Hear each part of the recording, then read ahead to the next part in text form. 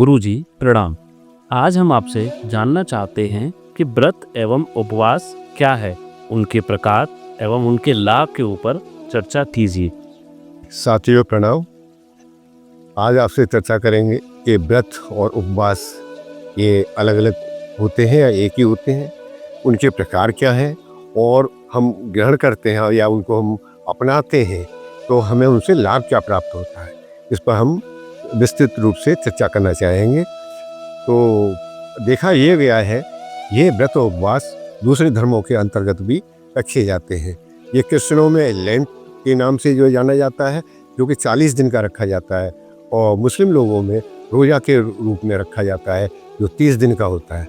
परंतु हम चर्चा करेंगे आज अपने सनातन संस्कृति में ये व्रत और उपवास के बारे में।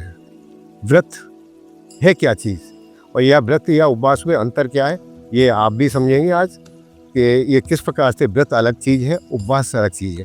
हमारा शरीर जो है 4 भागों में डिवाइडेड रहता है, 4 स्तरों पर कार्य करता है, शरीर, मन, बुद्धि और आत्मा।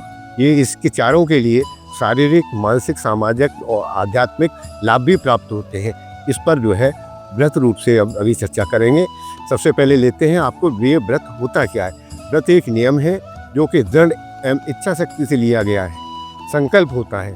स्वास्थ्य का मूल सूत्र भी है कि तथा कष्ट, त्याग एवं तप का कारक होने का इच्छा शक्ति पर दृढ़ता के साथ प्रदान करता है। ये दृढ़ता प्रदान कर देता है और ये व्रत का इसको कहते हैं गोल बार बार हम अपने जो है मन को इस केंद्र बिंदु पर लाना होता है दृढ़ता के साथ में कि हमें ये ऐसा चीज़ करनी है। जैसे कि ये व्रत जो होते हैं ये मानसिक रूप से जो है ना अपनाने के लिए और मानसिक अपनी मनोवृत्तियों पर कंट्रोल करने के लिए रखा जाता है। जैसे कि कहा जाता है कि मौन व्रत का अभिप्राय क्या है कि हमें जो है ना इतने समय तक मौन व्रत रखना है। तो ये मन व वाक प्राण और ये 3 चीज़ हुआ करती हैं, मन, वाक और प्राण। तो ये क्या होता है, ये तीनों एक साथ चला करते हैं।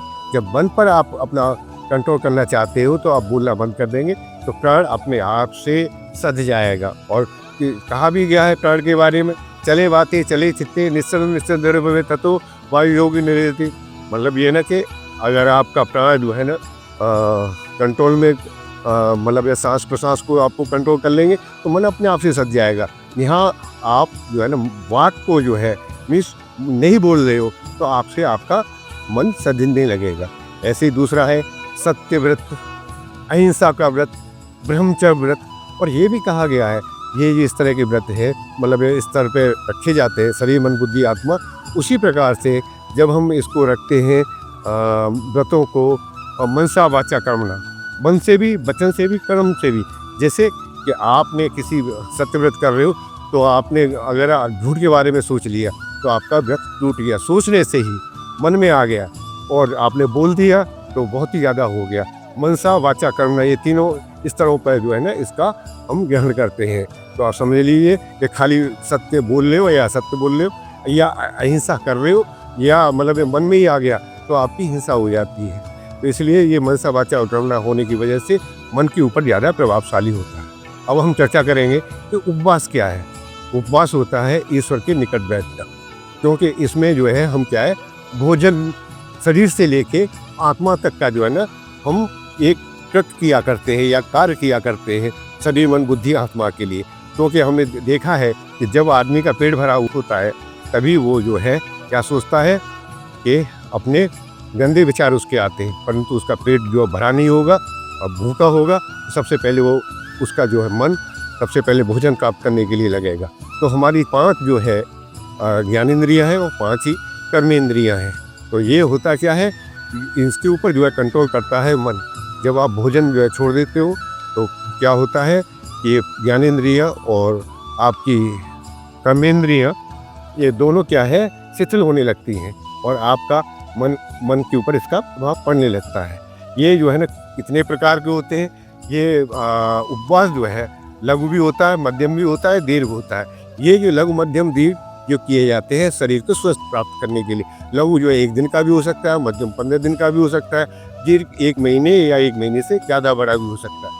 परंतु यहाँ देखेंगे हमारे जो है ना भोजन के संतुलित आहार के बारे में जो है ना ये हमारा जो उपवास है बहुत ही वैज्ञानिक आधार लिए हुए हैं। हमारे जो उपवास हुआ करते हैं मुख्यतः एकादशी, प्रदोष, चंद्रायन, नवदुर्गे का ये जो है ना उपवास जो है मुख्य तरह रखे जाते हैं। वैसे जो है संक्रांतियाँ जो होती हैं उनमें भी आदमी को रखना चाहिए अगर स्वस्थ रहना है तो। परंतु पांचवा जो उपवास है पूर्णमासी और अमावस्या, तो ये उपवास ये इस तरह से कैसे रखे जाते हैं। एकादशी का व्रत है, ये खाने के प्रकार से संबंधित है। इसमें क्या होता है, हम चावलों का निषेध करते हैं, चावल हम जो है इसमें नहीं खाते। ये खाने के प्रकार से संबंधित है, एक विशेष प्रकार का भोजन नहीं लेना है। ये प्रदोष व्रत क्या है, समय से निर्धारित किया जाता है कि दिन छिपने से पहले हमें भोजन ले लेना है। चंद्रायन क्या है, हमारी जो कलाएँ होती है चंद्रमा की घटती हुई, तो उस समय आप भोजन को घटाते हुए लेके आते हैं।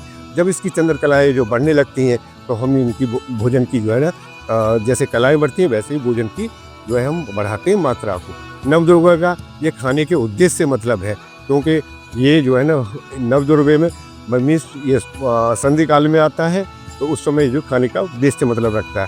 पूर्णमासी और अमावस्या का भी इन दिनों में विशिष्ट है, ये जो है ना बुजुर्ग लोगों को बहुत ध्यान देना चाहिए। और दूसरा क्या है कि जब जो लोगों का जो ब्लड प्रेशर बढ़ा हुआ है, ये हमारे इलेक्ट्रोमैग्नेटिक फील्ड से चंद्रमा की से संबंध रखता है, इसके ऊपर अलग से एक वीडियो बना के बताएंगे। अब आप बताते हैं कि इसके बारे में मतलब ये ना हमारे जो अभी लेटेस्ट एक जापानी के जीव वैज्ञानिक हुए हैं, उन्होंने इसके ऊपर बहुत अच्छी रिसर्च की है।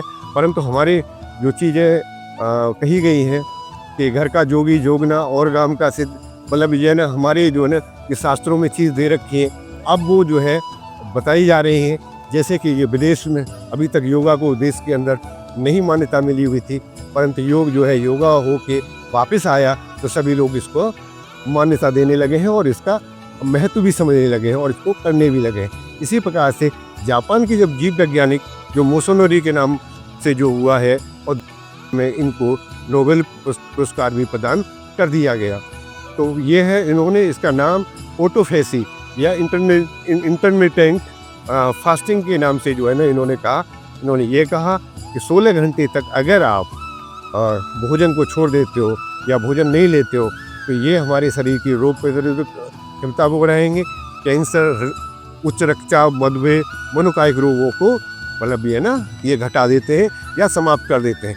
ऐसा उन्होंने अपनी खोज के अंतर्गत ये पाया कि जो हमारे डेड सेल होते हैं शरीर के अंदर, जो 1 महीने तक जो रहते हैं, तो जो बहुत ज़्यादा जमा हो जाते हैं, तो ये कैंसर वगैरह में परिवर्तित हो जाते हैं। परंतु जब हम भोजन लेना छोड़ देते हैं तो हमारी जीवन शक्ति क्या करती है, इन जो डेड सेल है जो आपके मृत कोश का है, इनको ही भोजन बना के पाचन शक्ति में समाप्त कर देती है, इनको पचा के समाप्त कर देती है और उनको परिवर्तित कर देती है ऊर्जा में और नए सेलों में। तो ये तो जो है उन्होंने खोज की, तो पर हमारे ऋषि मुनि और हमारा पूरा का पूरा शास्त्र बढ़े पड़े हुए हैं इसको बहुत ही वैज्ञानिक आधार पर। इन्होंने तो एक छोटी सी खोज करके जो बता दिया।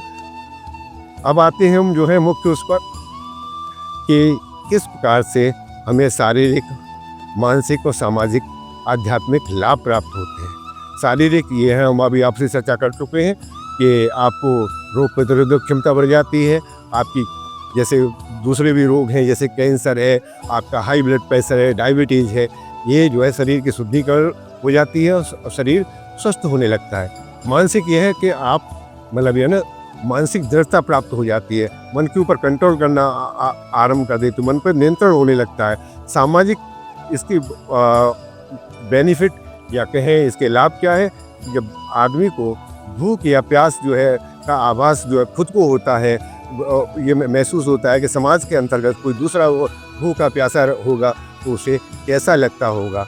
सत्य, अहिंसा, ये ब्रह्मचर्य, ये इस प्रकार का जो आदमी है जो समाज के अंतर रहता है, जो सत्य भी बोलता होगा, अहिंसा भी होगा, ब्रह्मचर्य का भी पालन करता होगा, वो भी मन से वाचा कर्म से करता होगा, तो फिर क्या होगा, वो समाज के अंतर्गत ऐसा आदमी बहुत ही अच्छा माना जाता है और ग्रही माना जाता है, सामाजिक आदमी माना जाता है। इसलिए समाज उसको मतलब ये ना बहुत रेस्पेक्ट देता है, क्योंकि आपने देखा होगा ऐसा कोई भी अहिंसक होगा आदमी, सभी उसको कहेंगे बहुत अच्छा आदमी है, जो सत्य बोलता हो सभी उसको जो है ना उसका फॉलो करेंगे और उसको मानेंगे। तो ये जो सामाजिक लाभ मिलता है। आध्यात्मिक लाभ हमें जो हवन और ये हवन करते हैं, यज्ञ करते हैं, मंत्र का जाप करते हैं, तप करते हैं, स्वाध्याय करते हैं इस समय पर, और प्राणाधान करते हैं, means devotion to the god करते हैं, तो इससे क्या है, हमें आध्यात्मिक लाभ भी प्राप्त होता है। तो ये हमने छोटे रूप में आपको बताने की कोशिश की है। और इसके नवदुर्गे पे जो है अब हम दूसरी वाली वीडियो डालेंगे कि नवदुर्गे क्यों मनाए जाते हैं, इसमें जो पूजन किया जाता है छोटी बच्चियों का, कन्याओं का ही क्यों किया जाता है। चलिए अंत में पूरी चर्चा का सार बता देते हैं कि व्रत और उपवास होते हैं, इसका उल्लेख जो है गीता के अध्याय 2 और 65 नंबर पर जो है श्लोक पर दिया गया है।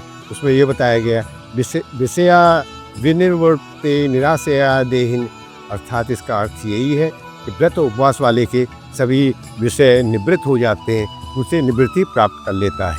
धन्यवाद। अगर आपको हमारा वीडियो पसंद आ रहा हो तो इसे लाइक भी करें, सब्सक्राइब भी करें और इसको शेयर भी कर दें। धन्यवाद।